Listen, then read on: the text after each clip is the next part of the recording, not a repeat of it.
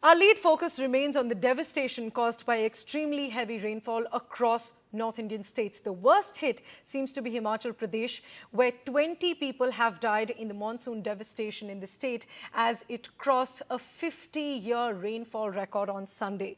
Roads, bridges, houses and even parts of national highways have been washed away as a result of extremely heavy rainfall since Friday. The devastation, unfortunately, is not ending for now, as heavy rainfall is expected for the remaining week as well.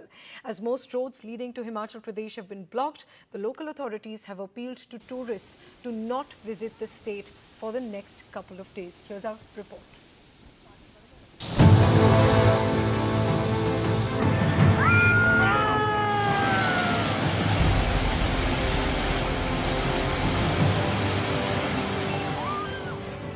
Houses crashing down.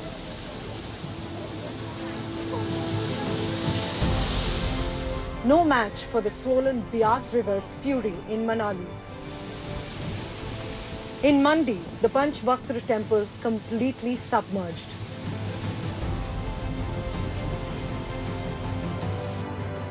Collapsed and broken roads across the state,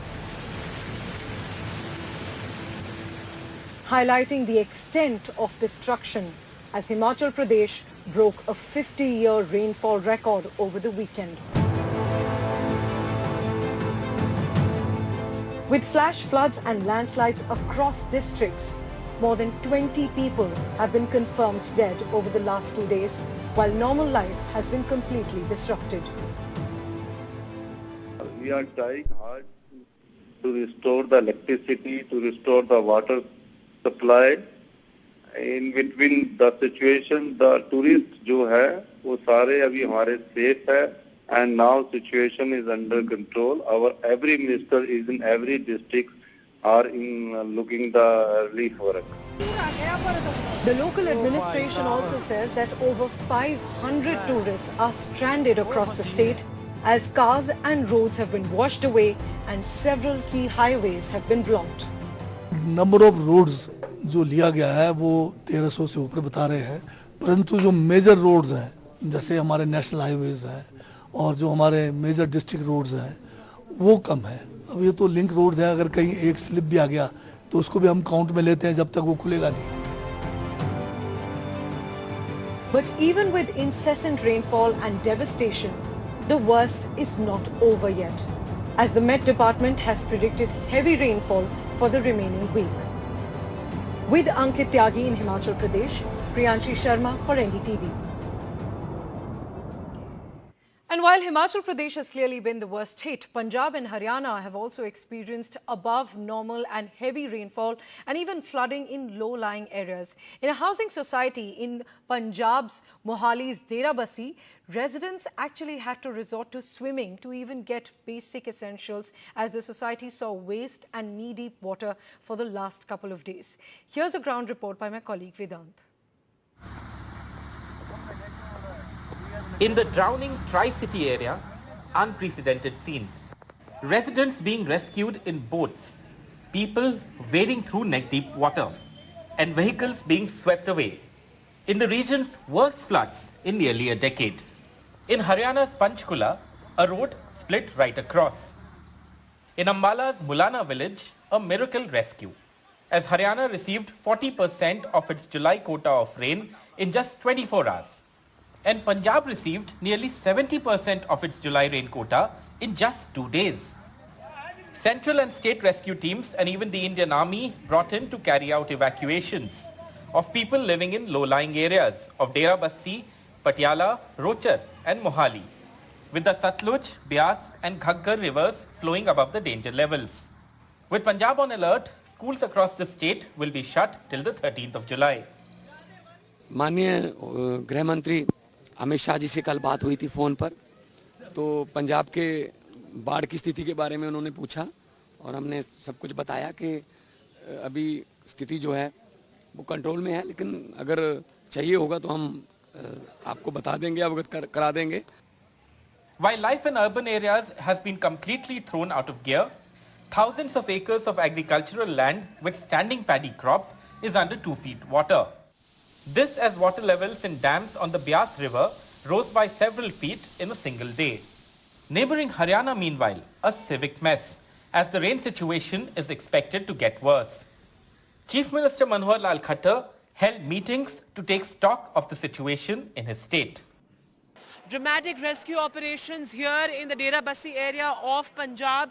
People who have been trapped in their houses for the past 50 hours are now being rescued by the NDRF teams. There's no food supply, no electricity supply here currently. There you can see people actually swimming in the waist deep water. In fact, there are vehicles submerged. There you can see how people are actually supplying food and water to those people, several hundreds of them who are actually trapped in their apartments currently. And in fact, just now we saw how a family in which there was a medical emergency was rescued by the NDRF teams. Absolutely unprecedented scenes here in the Dera Bassi area of Punjab, this residential complex, and several such residential complexes inundated because of the incessant rainfall. And now what is unfolding really here is a humanitarian crisis. In Dera Bassi with camera person Sushil Rathi, Vedant for NDTV. It's unprecedented indeed. I'm reporting from one of the worst affected areas in Punjab, the Dera Bassi. It's part of the Tri-City, and let me show you how residential complexes are completely inundated. And if I can ask my camera person to follow me and show you how even after 7 to 8 hours there's still knee-deep water here, and the entire residential complex is inundated. For the entire day, we saw massive operations by the NDRF. There were state rescue teams, central rescue teams present on the ground. The Indian Army was also on alert. That's what the Chief Minister also said. And you can see, there's knee-deep water still, and vehicles are submerged completely. In fact, in the past 52 hours, almost 50 vehicles were completely washed away in just this Dera Bassi area. And the kind of rescue operations that are on there, there's JCBs positioned here to make sure that those residents who are trapped in these residential complexes without electricity, without food, without water supply, there's some sort of relief that's provided to them. In fact, if I can also show you, several NGOs and have also pitched in to provide food, etc. To all those trapped residents. Let me quickly get in a sense from some people here. पिछले 50 घंटे बहुत मुश्किल रहे हैं आप लोगों के लिए. कोई फूड सप्लाई नहीं. फूड आप लोगों ने काफी प्रोवाइड किया. There is no electricity. Administration ने प्रोवाइड किया, गुरुद्वारों ने प्रोवाइड किया. जी आप बताइए sir, he is the president of this particular society. कितने लोग ट्रैप्ड हैं अभी भी इस सोसाइटी में? अभी भी कम से कम 2 से 2,500 जी लोग अभी भी विदाउट फूड, विदाउट नहीं, विदाउट फूड नहीं है कोई भी. फूड की प्रॉपर अपने पास है अवेलेबिलिटी जी, और पानी की भी अवेलेबिलिटी है, मेडिसिन भी है जी. सब आप लोग प्रोवाइड कर रहे हैं. So there is no water supply actually, but these people are providing water bottles and food etcetera. और ये बताइए, हमने देखा आज कि छोटे बच्चे, बुजुर्ग लोग घरों में ट्रैप्ड हैं. उनको किस तरीके से, आज मेडिकल इमरजेंसी हो गई थी तो एनडीआरएफ ने रेस्क्यू किया. हाँ, उनकी पूरी सपोर्ट रही है हमें. बट ये है कि थोड़ा सा बहुत ज़्यादा टाइम देते तो और बढ़िया से हो जाता वो काम. और मेडिकल इमरजेंसीज भी थी कहीं 1-2 आज. मेडिकल इमरजेंसी इतनी कोई सीरियस नहीं थी, बट वो सीरियस नहीं था इतना. लेकिन हमने वो रेस्क्यू हो गए थे टाइम से, तो अभी सारी सिचुएशन जो है वो ठीक है. And some relief, of course, also given the fact that it's not rained in the past couple of hours at least. So, well, some relief is expected, but of course, the big question is, why is our civic infrastructure not prepared to tackle, with monsoon? Year after year, we see similar situations and unprecedented scenes here, particularly in the hill states and also in Punjab and Haryana. And the worst is not over yet. For the next 24 hours, the Met Department has issued a rain red alert for Himachal Pradesh for Tuesday, while orange alerts have been sounded for Punjab, Haryana, Gujarat and East Rajasthan. The Met Department has predicted slight relief from heavy to moderate rainfall in Himachal Pradesh over the next couple of days. While there was a red alert on Monday, that has been lowered to an orange alert from Tuesday, but that also entails heavy rainfall for the hill state. But the next worry seems to be Uttarakhand, with heavy to very heavy rainfall predicted in the state over the next couple of days. Schools have been shut in Dehradun, and Chief Minister Pushkar Singh Dhami also visited the control room there to take a stock of the situation.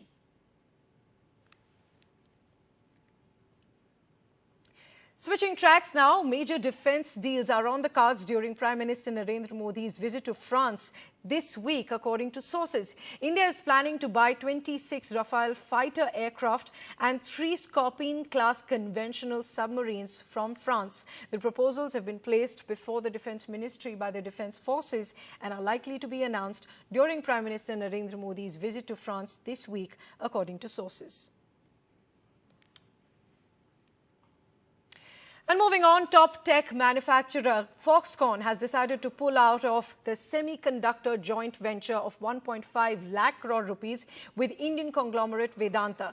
This was a deal signed last year to set up a semiconductor plant in Prime Minister Narendra Modi's home state, Gujarat, and it was seen to be a major move towards India's semiconductor plans. But why has Foxconn pulled out now? Taiwan's Foxconn said that it is working to remove the Foxconn name from what now is a fully owned entity of Vedanta. What does this mean? 3 days ago, Vedanta completely took over the Foxconn chip joint venture from its holding company. Earlier, Twin Star Tech, which is a sister company of the Vedanta Limited, was also a player in the joint venture between Foxconn and Vedanta. Both companies had the same parent company, Vulcan Investments. But Vedanta bought Twin Star Tech's semiconductor business, taking ownership of the joint venture from its holding company. Foxconn said that it has no connection to this entity fully owned by Vedanta, and efforts to keep its original name will cause confusion for future stakeholders. But Vedanta has said that it will continue with its semiconductor project and has lined up other partners for the same. The government, meanwhile, said that Foxconn pulling out will have no impact on India's semiconductor program. The Minister of State for IT, Mr. Rajiv Chandrasekhar, tweeted that this decision has no impact on India's semiconductor goals. And it is well known that both companies had no prior semiconductor experience or technology and were expected to source tech from a tech partner. But remember that Vedanta had picked Gujarat over Maharashtra for this plant, and the deal had led to a political row between the previous Thackeray government and the now Shinde BJP government. So former Maharashtra Minister Aditya Thackeray tweeted that the project was completely feasible in Maharashtra, and he called the deal being withdrawn a loss for India.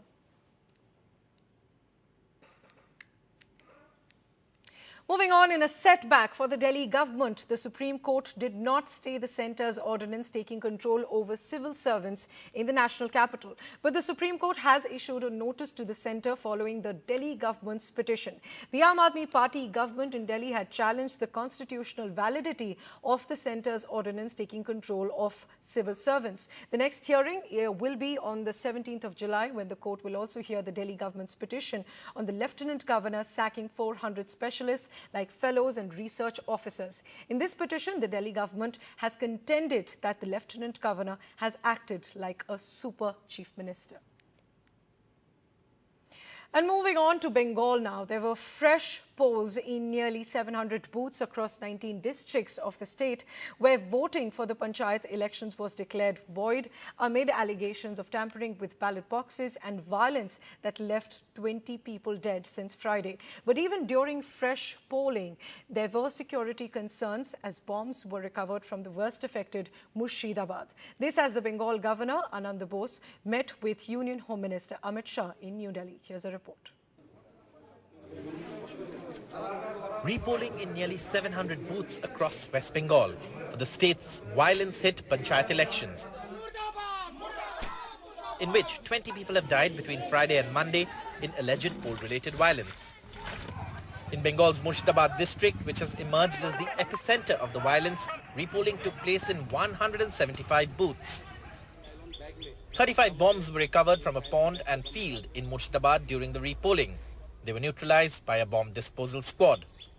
বিষয় হচ্ছে এই যে আগামীকাল গণনা ফলাফল বিরোধীরা জানে গোহারা হারবে ভোটের দিনও সেই কারণে তারা যেখানে যেটুকু পেরেছে গন্ডগোল করার চেষ্টা করেছে কারণ এই পরাজয় থেকে নজর ঘুরিয়ে বিষয়টা নিয়ে একটা কুৎসামূলক প্রচারে वो रिपोर्ट का जरूरत नहीं था 12 बूथ में 12 बूथ बीजेपी जीतेगा कल ये लिस्ट जैसे जैसे आ रहा है बुआ भतीजा की ओर से उतने लिस्ट रिवाइज हो रहा है. This as Bengal Governor Dr. C.V. Anand Bose met with the Home Minister Amit Shah in New Delhi. reportedly to submit a report on the panchayat election violence. The only message which I could get today is, if winter comes, can spring be far behind? Good will happen in the days to come. Meanwhile, as the BJP went on the offensive over the violence during the panchayat polls, the Central Congress leadership is treading carefully amid talks of an opposition alliance for 2024. मेरे हिसाब से वह पूरा का पूरा चुनाव दोबारा होना चाहिए. वहाँ लोकतंत्र की हत्या की गई है. इसे murder of democracy.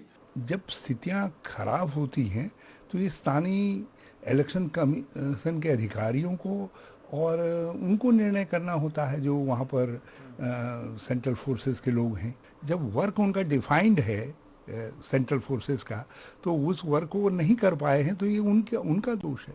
As the death toll rises, the concern is now over counting day with the possibility of more violence. Citizens hope that the central forces deployed in Bengal will be more effective this time around in containing violence. With camera person GD Shankar in Murshidabad, Saurabh Gupta, NDTV. Time for a short break now, but even while we're on a break, you can keep tracking the latest news on the NDTV app that's available for free both on Android and iOS. So you can download the app if you haven't already and track the latest news from India and the top stories internationally as well.